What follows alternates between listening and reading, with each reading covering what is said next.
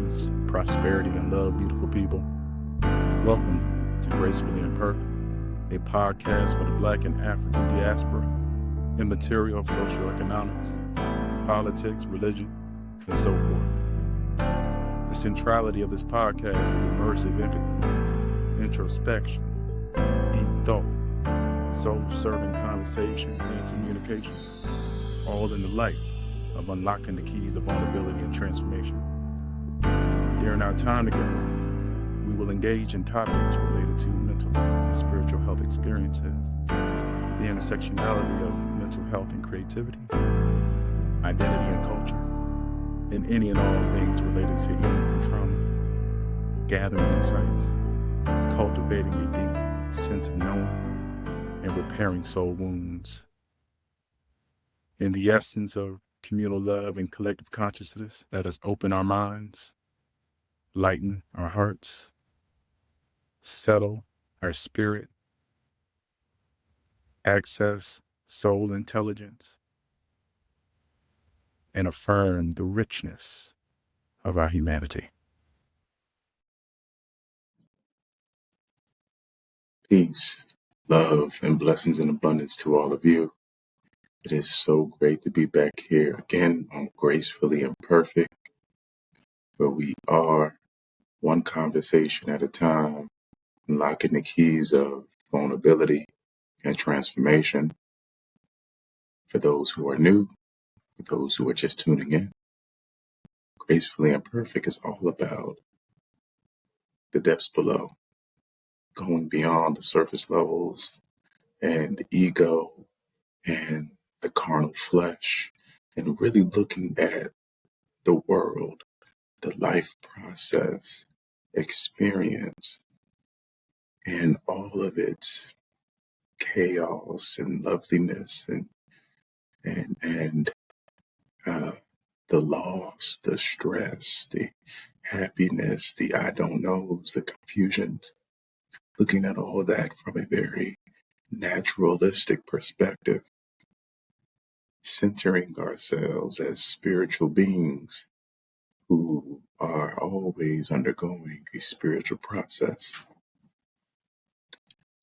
Gracefully Imperfect is about a paradigm shift from the hustle and bustle, from the comparisons and the allure of materialism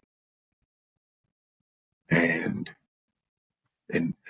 being enabled by a capitalistic society which only values production and productivity. Gracefully Imperfect is a way in which to be our authentic selves, undeniably our authentic selves. Gracefully Imperfect is about self-love. It's about looking through the mirror and not wanting to evade or deny, reject. Gracefully Imperfect is an enduring process of learning about the self, learning about history, learning about culture, learning about diversity, learning about what it means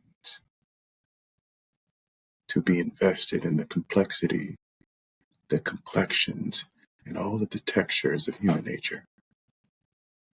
And lastly, Gracefully Imperfect is a way for us to recenter ourselves, to reground ourselves, and to boldly and courageously say that I am not willing to follow the status quo.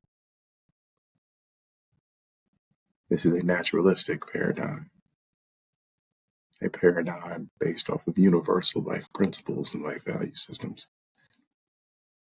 So again, welcome all new people, and for those who are coming back and who've watched or listened to Gracefully Imperfect in the past, gratitude. I just want to say that Gracefully Imperfect has been extremely sought after ever since it came back this year. And I just want to say, for those who have subscribed, for those who have watched it, whether if you watched the entire thing or you only watched a piece of it, or you took it chunk by chunk, you don't understand what that means to me. It means so much to me that me pouring myself into this and you expressing that reciprocity by showing that appreciation, by carving out just a little bit of your time to really tune into this and really get a feel. That means a lot to me. I want to say thank you. The last episode, we spoke about a very, very dear topic to my heart and soul, and that is revolutionary love. And for those who didn't listen to that or watch that, I will urge you to go and watch it, whether that be on Spotify, whether that be on Apple Podcasts, or even the Substack. Go and watch that, because revolutionary love is the epitome of being bold and courageous in a society that does not value boldness, courageousness, and being unapologetically you. So go on, tune into that when you get a chance. Ashe. For this week, I wanted to switch gears because over this last month and a half, I've been in continuous contemplation, amongst other things, about what is mental health. And for all those who do not know, I will be graduating this May with a Master of Social Work. And for the last almost 4 years now, I have been invested in the realm of mental health. And I've done a lot of talks, and I've done a lot of panel discussions, and I've been honored and privileged to deliver my first keynote back in December on gender roles and its impact on mental health.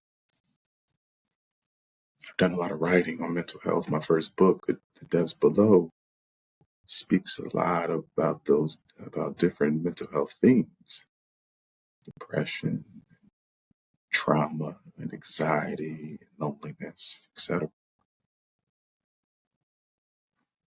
In spaces with communities and organizations, the identification and the determination and the definition of mental health is brought up. And a lot of times I walk away from that unfulfilled. And even in my own social work program, the conceptualization of mental health seems a bit off. Now, I'm not saying that I possess the answer to what is true mental health. What I'm highlighting here is that through my own self-study into ancient African psychology, the ancient Egypt Kemetic civilization, I've done a little bit of studying in the Toltec civilization. And what comes up for me is I always think in terms of how was mental health conceptualized before before psychology, psychiatry, social work, uh, and all those other different social sciences became a science. That's what I'm most curious about. And even in my own personal life, I like to use that too as a reference point. How did my grandmother, my grandfather, and their father and their mother, and so forth, how did they conceptualize mental health? And so lately, I've been really confronting that,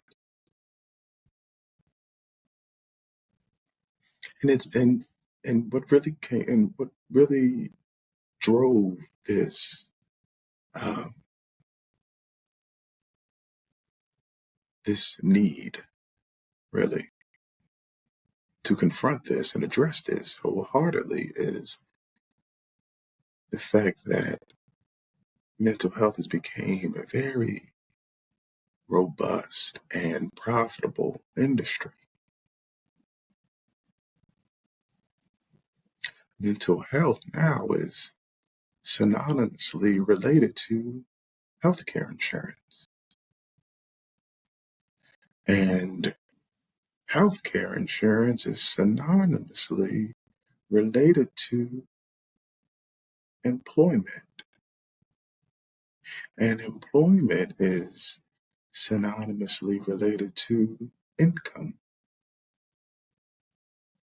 and having the ability, financial, economic, to have a home, shelter, food, etc.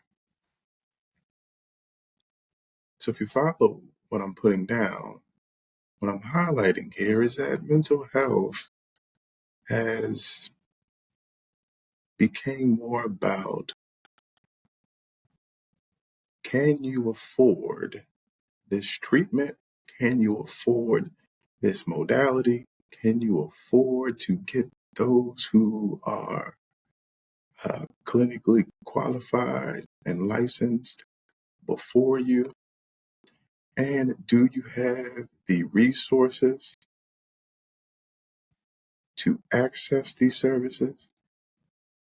Are you in close proximity to those professionals, to those facilities that deliver these services?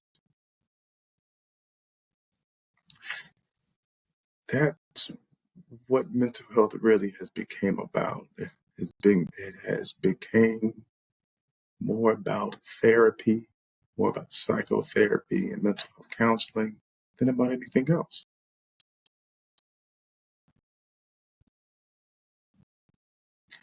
What I'm not what I'm not trying to convey is that therapy and counseling and psychotherapy are not useful and are not effective.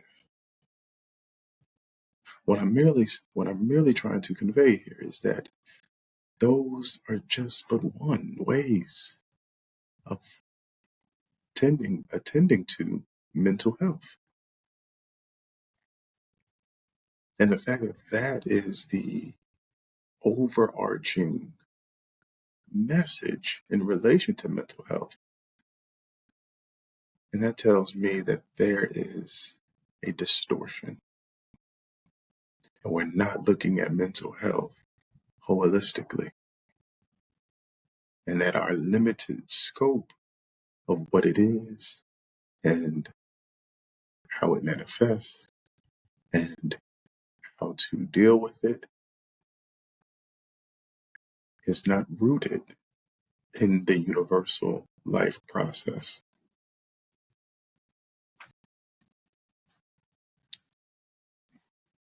When I was growing up in the Black church, you didn't really hear anything related to mental health, especially not any of the terms or the vernacular that mental health professionals use. And it's because, especially growing up from a very religious household, is the way in which problems and issues are conceptualized. Problems and issues were not conceptualized in a way that separates the person, separates their religion and uh, the practices and the rituals and the symbols of their religion, separate from the physicalness of the person. There's no separation. So there's no speak about the psychological and the emotional forces, because that means that you are creating a dichotomy between the physical sensations and the religious and spiritual dimension.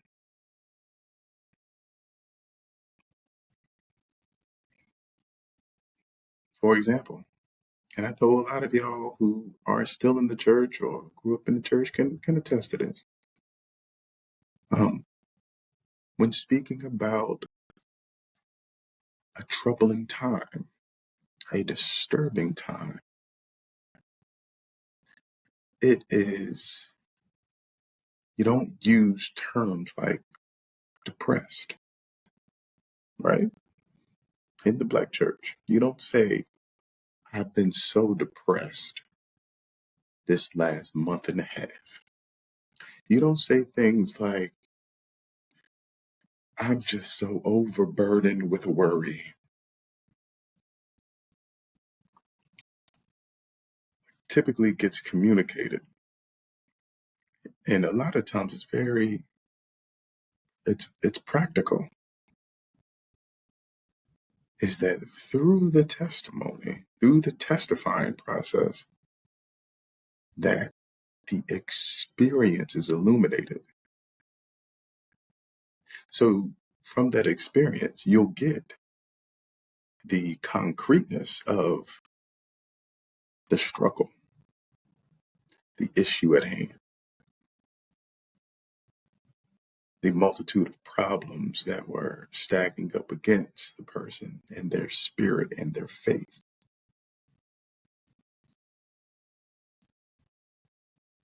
You may get the term of being down and out. I know I used to hear that all the time, down and out, which reflects what we would describe as depression. This deep, solemn, and despair that is hard to recover from. So growing up and through that testifying process and through just mere listening, I was able to understand, like, okay, the deacons, the deaconesses, the different congregants, they go through life struggle. And I learned early on that the church as an institution, as a place for not only religious worship, but also a place where people can be a part of ministry and supporting one another and creating programs centered around community betterment. And I understood that this was trying to perpetuate a ecology that produces and maintains and sustains mentally and emotionally and spiritually well people. Now, did it happen just like that? Obviously not. There was definitely some hypocrisy that I experienced as a child and even into my teenage years, where you think certain people are mentally, emotionally, and spiritually well. And then outside of those doors, there is a disconnect. I'm speaking more so about the framework of the Black church and its intentionality and its purpose and function. So what does that mean to this contemplation that I've been going through? Well, it's because as I've been going along in this educational journey of mine and how I've been able to open my eyes and open my ears and open my spirit to the abundance, I realized just how mental health has been limited. And through my own self-study of African psychology, African philosophy, I mentioned the Toltec civilization, the Kemetic civilization, the Nubian civilization. When I start looking at those different examples of just very complex and rich, um,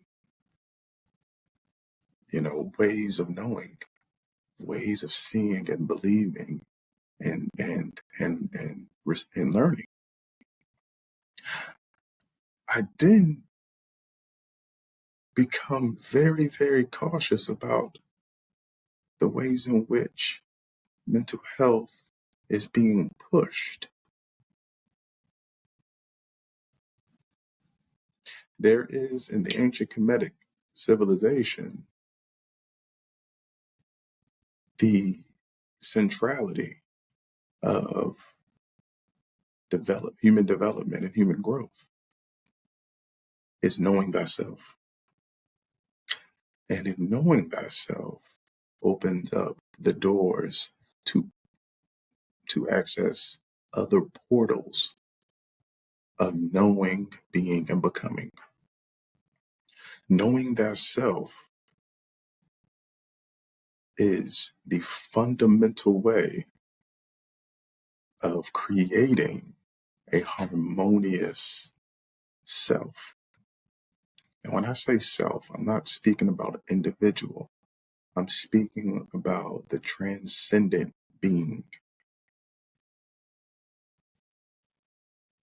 No ancient civilization believed in individualism. Every ancient civilization, from the ancient Nile civilizations to West African civilizations to uh, uh, you know uh, prehistorical Chinese and Japanese civilizations, they all viewed the what we will call individual as part of as a collective self, as a social self, as an ancestral self, an extension of a group, an extension from a people, not this rugged individual who was just out there figuring it out, doing their own thing. And sometimes mental health gets really fixated on this individual pursuit for liberation and for healing and for transformation. Another finding related to knowing thyself: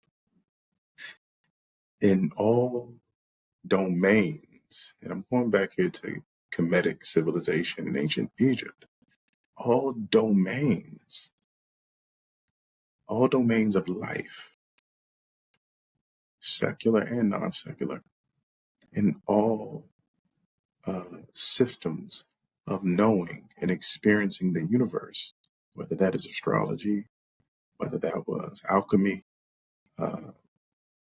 mathematics, medicine, etc. The foundational and fundamental principle was knowing thyself. Before you can even get a grip onto the philosophical and technical orientations to that particular pursuit, knowing thyself. And once knowing thyself is in action, is activated, it never stops. Even after you become said mathematician, or you become, a religious priest or sage in ancient Africa and in ancient Egypt, whatever. It did not stop. It continued and it evolved and it transformed. And then you continue to build on it. Children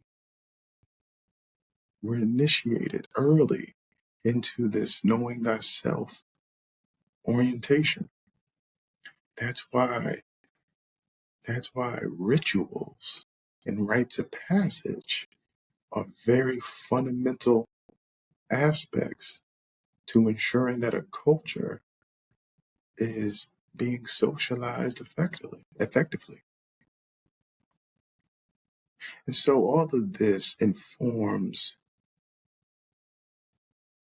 what I believe is what true mental health is. And true mental health is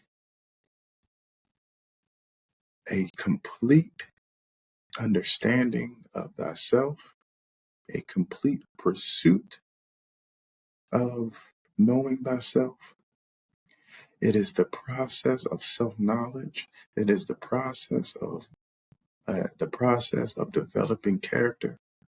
It is the process of harmonizing and balancing all the aspects and domains of the self. And it is also about using that information, that knowledge, those insights and wisdom to ensure that the self, and to protect the self from becoming distorted, fragmented, or infringed upon by any force that does not speak to the ethos of the self.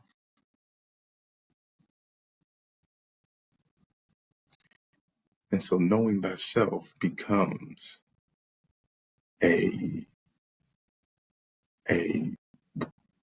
complete reflection of mental health. It becomes the fundamental principle of mental health. And knowing thyself is not done in isolation. Knowing thyself is done within a communal, social, and familial context. Not saying that you can't go off and do your own studying, you can do your own reading, do your own meditation and contemplation and poetry writing and dancing. However, it has to be brought back to your community group, your family group, your social group, in order for it to crystallize to something tangible for the group, for that collective consciousness.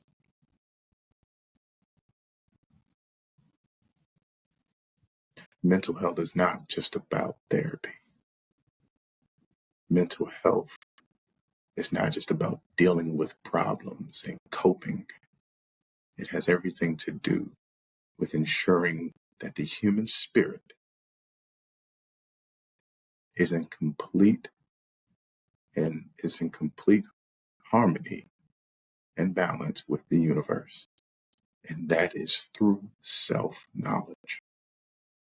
I want to leave you all with this quote from one of my favorite African-centered psychologists. When the human spirit is well, whole and healthy, the human being is characterized by confidence, competence, and a sense of full possibility and unlimited potentiality. Wade Nobles. This has been wonderful. This has been great. Thank you all for being a part of this process of uncovering the keys to transformation and vulnerability, one conversation at a time. Can't wait for us to pick up where we left off and get into the next topic, to get into the next conversation. Until then, peace, love, blessings, and infinite wisdom.